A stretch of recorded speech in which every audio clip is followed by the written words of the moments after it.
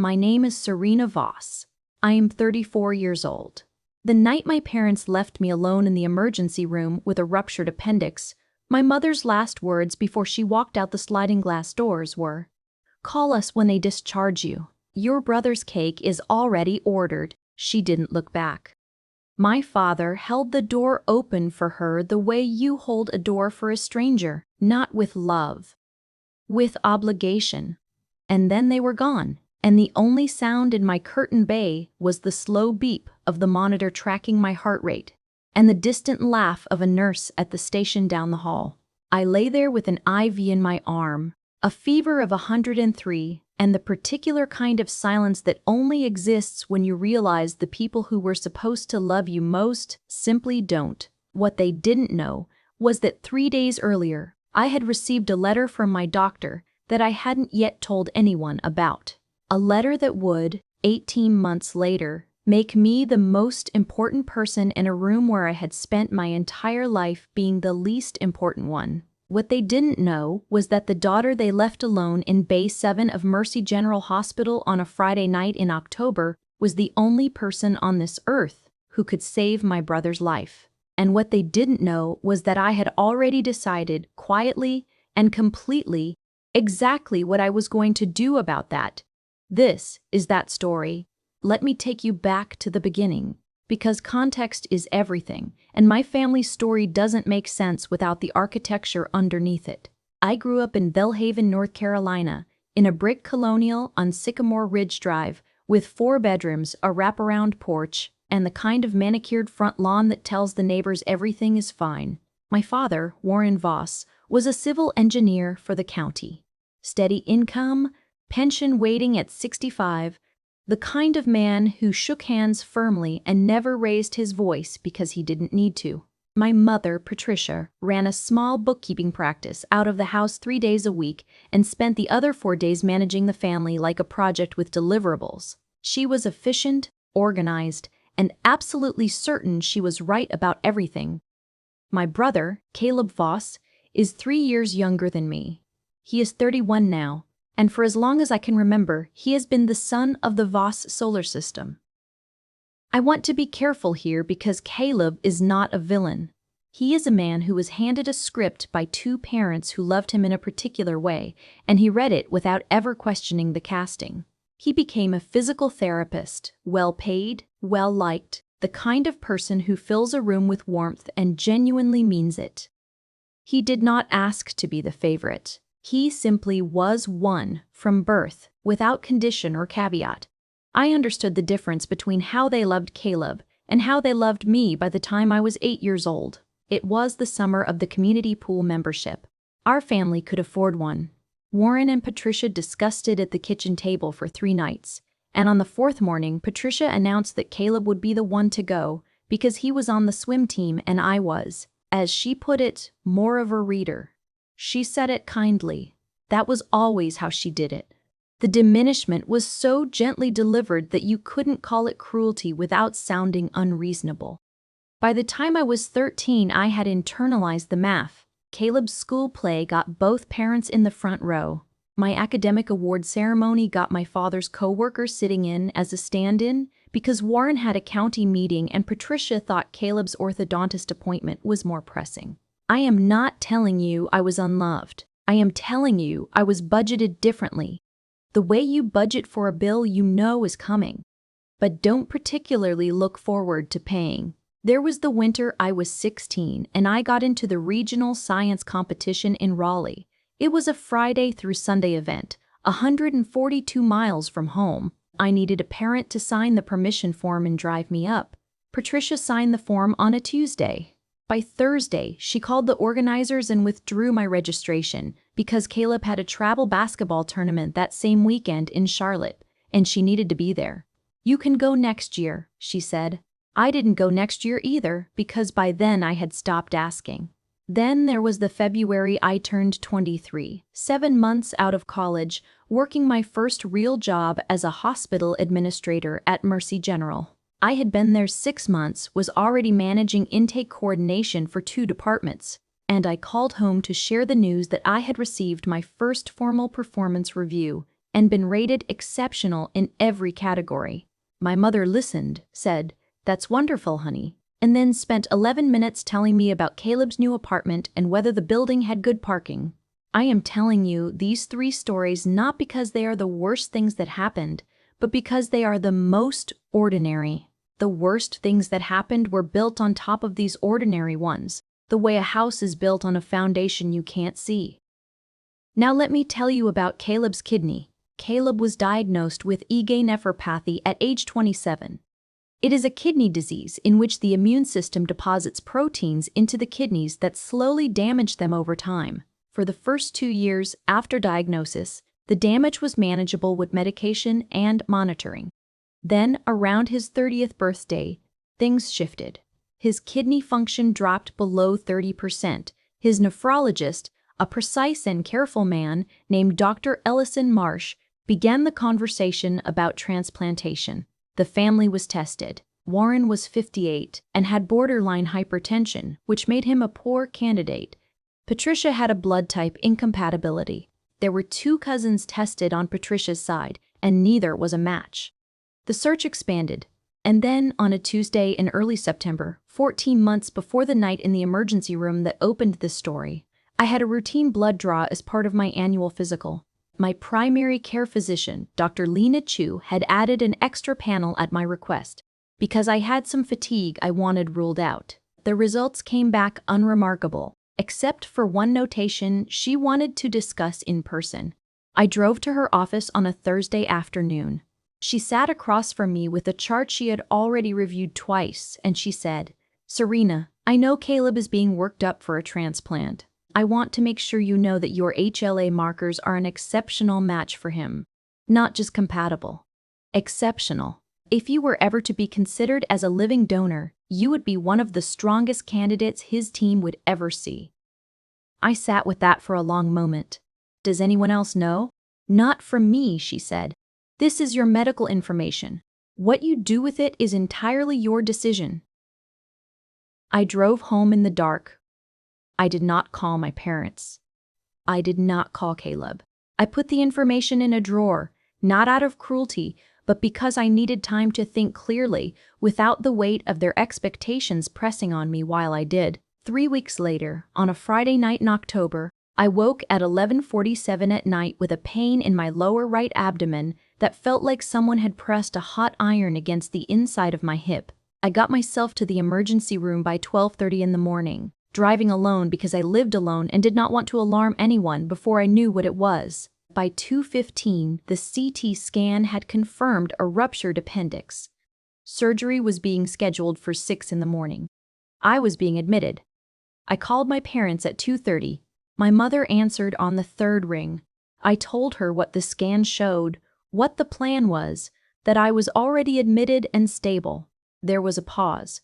Then she said, "Oh, Serena, that's scary. Are you in pain?"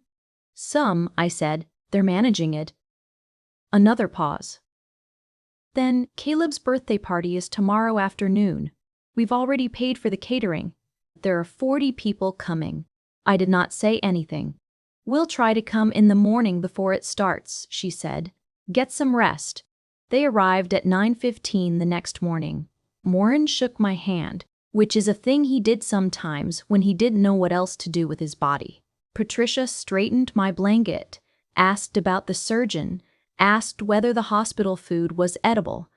At 9:47, a nurse came in to go over pre-op instructions. At 10:02, Patricia's phone rang. She stepped outside. She was back in 3 minutes. "The caterer needs a decision on the appetizer count," she said to Warren. Warren looked at me. I looked at the ceiling. "We should probably head back," Patricia said. "We don't want to leave everything to Caleb." "I'm going into surgery in 2 hours," I said.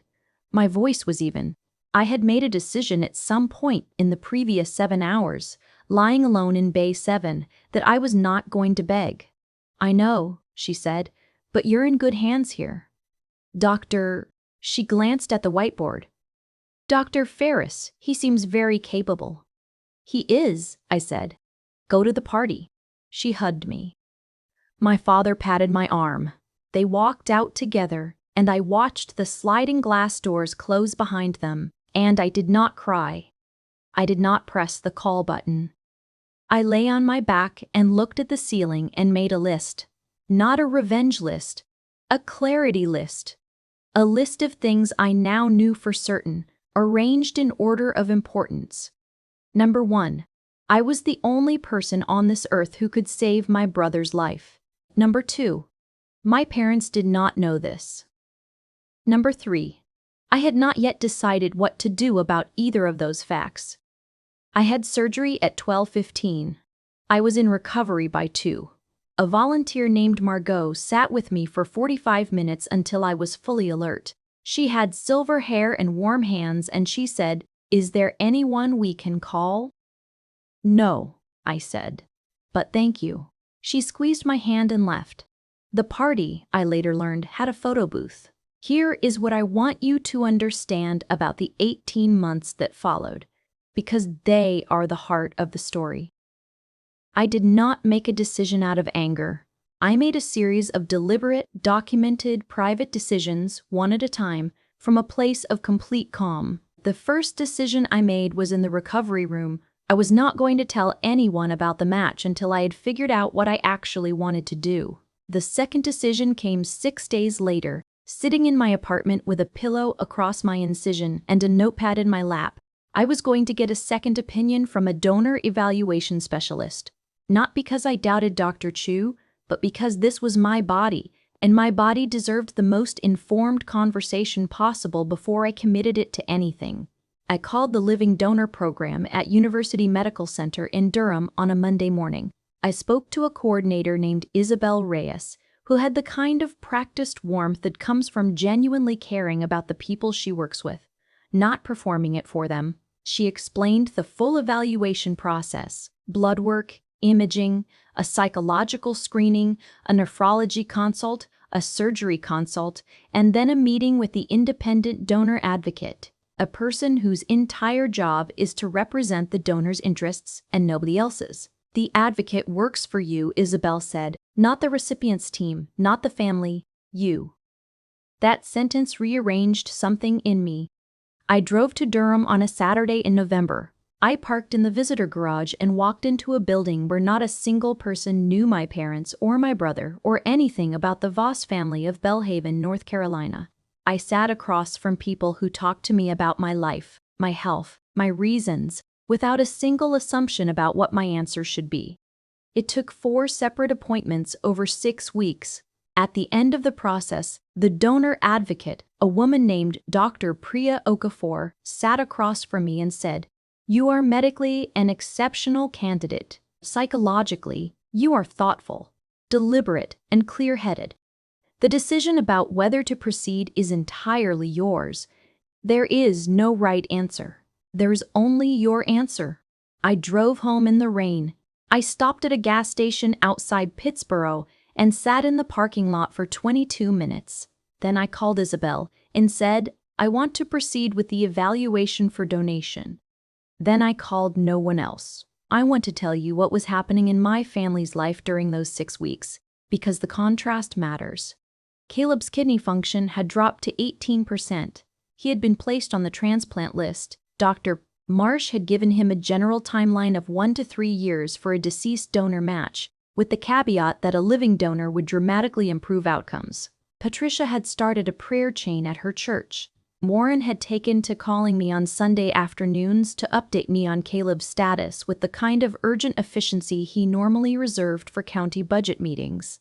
Not once during any of those calls did he ask about my appendix recovery, which was, for the record, complicated by a minor infection in week 2 that required an additional round of antibiotics and 3 extra days of restricted activity. I attended Caleb's 31st birthday dinner, the second one, the small family one, in December.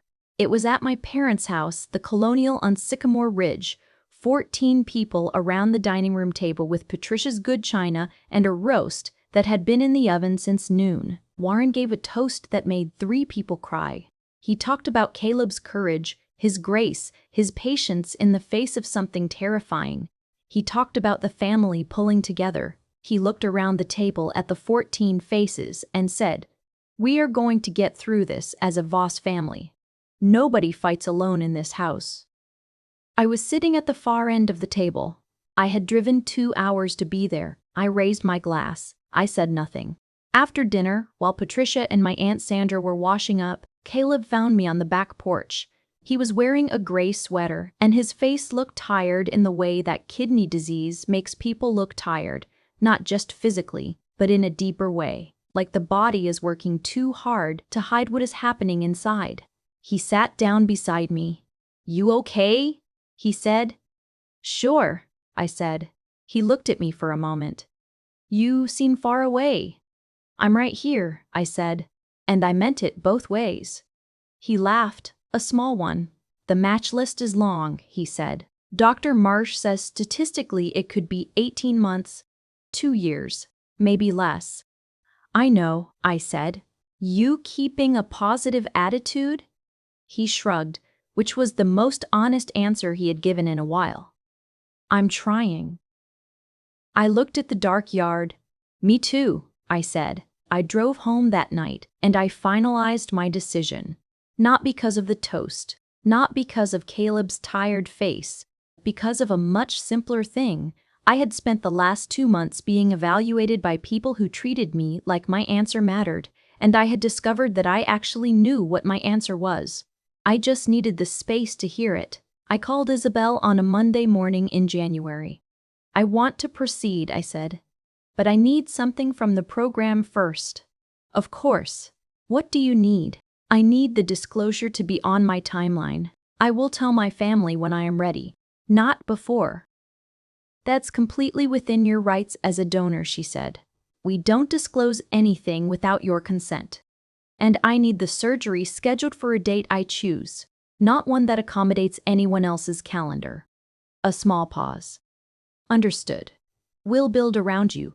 I want to tell you about the next 4 months, the way they actually happened, because they were not dramatic. Drama is for people who haven't made up their minds.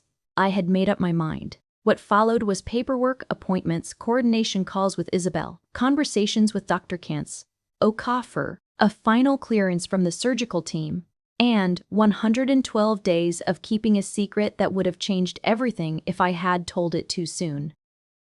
I kept going to work. I kept managing intake coordination at Mercy General. I kept picking up the Sunday calls from Warren, listening to Caleb's numbers, saying the right things. I attended my cousin's baby shower in February. I sent Patricia a recipe she asked for in March. I was present and ordinary and completely invisible, which was something I had been practicing my entire life, I told one person. Her name is Dominique Farr. She is my closest friend, a social worker at Mercy General, the kind of woman who processes information like a filing cabinet, methodically, without judgment, and with perfect recall. I told her on a Thursday evening in February over pasta in her apartment. I told her everything, from Dr. Dar, choose discovery to the donor evaluation to the surgery date I had chosen, the 3rd Thursday of May. She listened to all of it without interrupting. When I finished, she said 2 things. The first was, "Are you sure?" The second was, "Okay, what do you need from me?" Those were the right 2 questions in the right order. What I needed from her was a ride to the hospital on surgery day and a place to stay during the early recovery. She offered both without hesitation. And then she poured us both more wine and we talked about something else entirely, which was exactly what I needed. The last thing I did before the surgery was write a letter. Not to my parents. Not to Caleb. To myself. I sat at the kitchen table on the Wednesday night before the Thursday surgery, and I wrote down, by hand in a legal pad I bought specifically for this purpose, the reasons I was making this choice. Not for someone else's approval, not as currency, not as proof of worthiness. I was making this choice because when I sat in that parking lot outside Pittsburgh in the November rain, the honest answer that came up from somewhere below the noise and the history and the exhaustion was, I love my brother. I am not doing this for my parents. I am not doing this to be seen. I am doing this because Caleb is 31 and tired and his HLA markers match mine in a way that the universe apparently decided on before either of us had anything to say about it. I folded the letter. I put it in the drawer next to Dr. Chu's original letter. Then I packed a hospital bag and went to bed. Surgery was scheduled for 7:15 in the morning on the third Thursday of May. I checked in at 5:30. Dominique was with me. The surgical team was warm and efficient and spoke to me like a person who had made a choice, not like a family member being leveraged into one.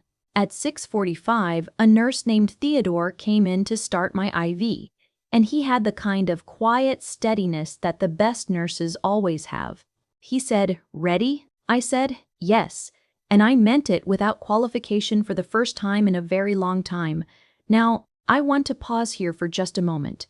If you are still watching, I want you to know something. This story is not unusual. Not the details, the rupture, the ring, the specific letter. Those belong to me.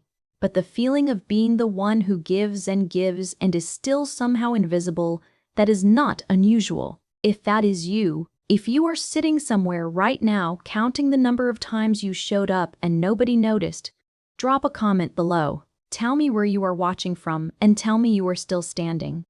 Because you are, and that matters. Subscribe if this story has found you, and stay for what happens next, because the moment I have been building toward is about to arrive. Caleb did not know where his kidney came from when he woke up. That was by design, and it was perfectly within the rules of the program. The disclosure plan was mine to control. Dr. Marsh knew. His surgical team knew. The transplant coordinator knew. And then, over the course of the first 24 hours after surgery, my parents found out that Caleb had received a kidney and that the surgery had gone beautifully, and they were told that the donor was a living match, and they were told the donor wished to remain anonymous for now, and they were told that no further information would be provided without the donor's consent. Patricia called me on the Friday evening, the day after surgery.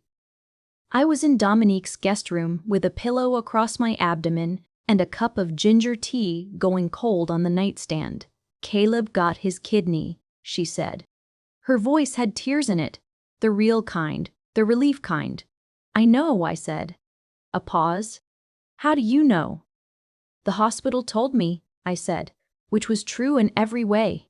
"They said the donor is anonymous," Patricia said. "I just can't imagine who would do something like that for a stranger. It's a miracle." "It really is," I said. "Get some rest, Mom." I hung up.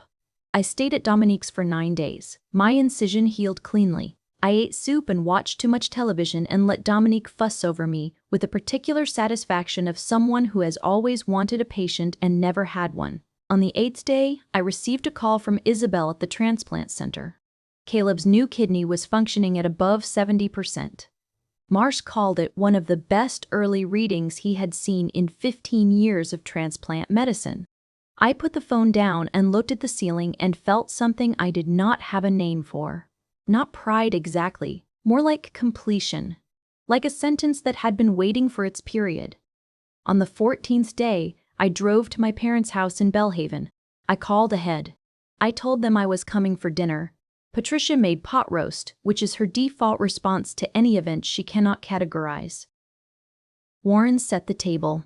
Caleb was there, home from the hospital 4 days earlier, moving carefully, still pale but with color beginning to return behind the pallor. He stood up when I came in, which he knew he was not supposed to do, and he crossed the kitchen and hugged me with one arm while the other hand pressed gently against his side. "Hey," he said. "Hey," I said. We sat down. Patricia brought out the pot roast. Warren poured the sparkling water because Caleb was still on restricted beverages. We ate for several minutes in the comfortable silence of people who do not need to fill every gap. Then, I set down my fork and I looked at my parents and I said, "I have something to tell you." Patricia's knife paused on her plate. Warren looked up. Caleb was already watching me. "I donated my kidney to Caleb," I said. The room did not go dramatically silent the way it does in films. It went a different kind of silent, the kind that has weight and texture and temperature. Patricia's face went through 5 distinct expressions in the span of 3 seconds. Warren put down his fork. Caleb's hand was flat on the table and his eyes were very still. I was evaluated in November and December, I said. Surgery was Thursday of last week. I am recovering well.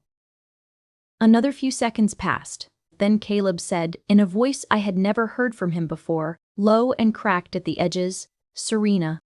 "You don't have to say anything," I said. "I need to," he said. "Then say it," I said. He told me later that he couldn't find the words in that moment. What he said at the table was just my name again, and then he pressed the back of his hand against his mouth and looked at the ceiling. Patricia was crying. She does not cry often, and when she does, it is brief and controlled, but this was neither. Warren got up from the table and walked to the window with his back to the room and stood there for a long moment. I ate a bite of pot roast. It was, I noticed, very good. The questions came after dinner, sitting in the living room with the dishes still on the table because no one had thought to clear them. Warren asked why I hadn't told them. I said I had needed to make the decision without the weight of their expectations inside it. Patricia said, "But we would have been so proud of you." I looked at her. "I know," I said. "That's part of why I didn't tell you." She did not understand immediately. That was fine. Caleb asked if he could have been better as a brother over the years. I said, "You never did anything wrong, Caleb. You were given a role and you played it. I'm not here to litigate that." "But I gave you a kidney," I said. "Not to balance a ledger. Because you're my brother and I wanted you to live. Those are 2 different things, and I need you to understand the difference." He nodded, slowly and thoroughly, the way you nod when something settles. Patricia asked what she could do. I said, "Right now, nothing. I am going to need about 6 more weeks of recovery, and then I am going to need to go back to my life. What I ask of you going forward is not something you can write a check for and not something you can compensate with roast dinners. I just need you to see me. The way you saw Caleb, with the same fraction of your attention." She said, "I always saw you." I said, "I know you believe that." And I left it there, because some truths do their best work if you just set them down and walk away. Warren said very little that evening. As I was leaving, he walked me to my car. He stood in the driveway in the October dark, and he said, "I held the door open for the wrong things your whole life." I turned around. His face was doing the thing men's faces do when they have finally arrived at an emotion they have no language for. "You held it open for Caleb," I said. "And that was not wrong. He needed you. I just needed you too." Warren Voss, the man who shook his daughter's hand in the hospital, put his arms around me. He didn't say anything else. He didn't need to. Here's what I want to tell you about the aftermath, because it is not what people expect. There was no dramatic confrontation. There was no public humiliation. I did not stand up at a dinner table with documents in my hands and watch my parents' faces go pale. The payoff was quieter than that and exactly that much more powerful. It happened in a living room, over pot roast, on an ordinary Tuesday evening, when I said 2 sentences and watched the entire architecture of my family's understanding shift on its foundation. That is what real accountability looks like, not a performance, a reckoning. Caleb called me every day for the first month. Not to update me on his kidney function, though he did that too, just to talk. We talked about things we had never talked about. Childhood things. The pool membership summer, the science competition, the birthday toast where Warren said, "Nobody fights alone in this house." "I didn't know," Caleb kept saying. "I know," I kept saying. "I'm not angry at you. I know, but I want you to know I know."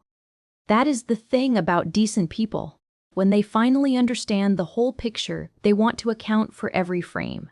Patricia started something small and unexpected. She began calling me on Friday mornings instead of waiting for me to call. The calls were not long. Sometimes they were only 7 or 8 minutes. That they were hers, initiated, not reflexive, and that matters more than the length. She asked about my work. She asked about Nanik. She asked once, carefully, whether I had given any thought to dating, and when I said I was not thinking about that right now, she said, "Okay, honey," and moved on without pressing, which is the most she has ever given me in that particular department. Warren joined Caleb's post-transplant support group, not as a participant, but as a driver, taking Caleb to the Thursday evening meetings while his medication dosages were still being adjusted and he could not drive himself. It is a small thing. It is also not nothing. I went back to work at Mercy General in late June. My first day back, I walked past the emergency intake bay, Bay 7, and I paused for a moment outside the curtain. The bay was empty that morning. I stood there for a few seconds, not to be dramatic, just to close the loop. That was where it started. That cold floor, that lonely monitor, that particular silence. And now here I am, on the other side of it, breathing cleanly with one kidney, holding nothing that does not belong to me. I want to say something directly to you, because if you have watched this far, I suspect you are not watching for the drama. I suspect you are watching because something in this story sounds like something you know. The specific flavor of being budgeted differently. The way love can be fully present and still somehow not see you. The exhaustion of performing adequacy for people who gave adequacy to someone else as a birthright. If that is your life, or your history, or your Tuesday evenings, I want you to hear this. The choice to give is not the same as being taken from. When you make a choice that comes from your own values, from your own deliberate mind, in your own time, without anyone else's hand on your back, that choice belongs entirely to you. Nobody can claim credit for it. Nobody can own it. It is irrevocably, permanently yours. I did not save my brother's life to be seen. I saved it because I love him, and because I am capable of a generosity that is separate from my family's failures. But here is the truth I earned. Doing that in silence, on my timeline, without asking for permission or applause, was the first time in my life that I felt entirely like myself. Not the strong one. Not the low-maintenance one. Not the budget line item that gets trimmed. Just Serena, 34 years old, one kidney, standing in a driveway in October while her father finally uses his arms the right way. I still have the notepad. The one I wrote in the night before surgery. I keep it in the drawer beside Dr. Chu's letter. I have not reread it. I do not need to. I know what it says, and I know that every word of it was true, and I know that I wrote it when no one was watching, and that is exactly the way it should have been. Some things are not for an audience. Some things are only for you. The dock at Caleb's new apartment, the one he moved into in August, with slightly better parking and a view of the river, has 2 chairs on it. He put a second one out there in September, a green one, lighter than his. Mine. We sit out there sometimes in the evenings, just the 2 of us, watching the water. He doesn't always talk, neither do I, but the chair is there. The second chair is always there. And after 34 years, that is exactly enough. I want to ask you one thing before I go. If you have ever done something extraordinary for someone who did not deserve it, and you did it anyway because it aligned with who you are and not with what you were owed, will you tell me about it? Drop it in the comments. I want to hear from you. And if you are still waiting for the moment to take your life back on your own terms, I want you to know, you do not need their permission. You never did. Now, before I go, I want to say something to every single person who has been here for the story, from the first sentence to this one. Thank you. Not the polite kind of thank you. The real kind. The kind that means something. You chose to spend your time with a story about a woman who was overlooked and decided to stop waiting. That is not an accident. You are here because something in you recognizes something in her, and that recognition matters. The Revenge Diary exists because quiet women have loud stories, and those stories deserve to be heard. Every time you watch, comment, and share, you are telling another overlooked woman that her story is worth telling. Come back tomorrow. There is always another story, and the woman at the center of it is always waiting to be seen.